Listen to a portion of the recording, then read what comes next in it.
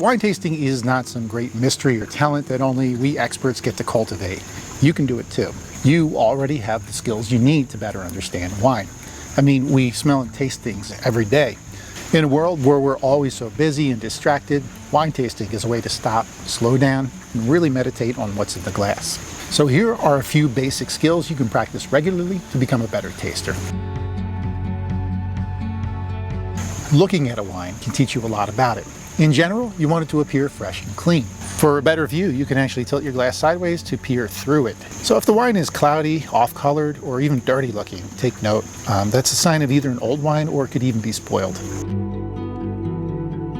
80% of what you taste is actually your sense of smell. This is why we sniff a wine. It's a pretty good indication of what it's going to taste like. First, swirl the glass. This aerates the wine, making the aromas more intense. So, is it fruity and pungent, a little spicy, or is it more savory with notes like chocolate and tobacco? And here with the nose, we're looking for an overall impression, so try not to overthink it too much. So finally, we're going to sip the wine, and if you really want to get into it, you can slurp the wine like this. This actually helps to intensify the flavors.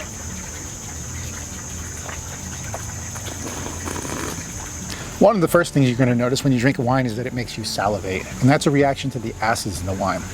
Too many acids in the wine will make it taste sour and tart, and too little will make it taste flat. Alcohol adds body and heat to a wine, so when you drink it, take note. Does it taste light and thin, or is it warm and juicy? Or maybe it even burns the back of your throat a little bit. In a red wine, tannins give your mouth and teeth that dry, somewhat gritty feeling. And over time, tannins actually mellow, so with older wines, they're going to taste a lot smoother. Obviously, the most important aspect of a wine is its flavor profile, and it helps to think of these flavors in terms of things that you already understand in daily life. So ask yourself, is there citrus in here? Is it floral or maybe tropical?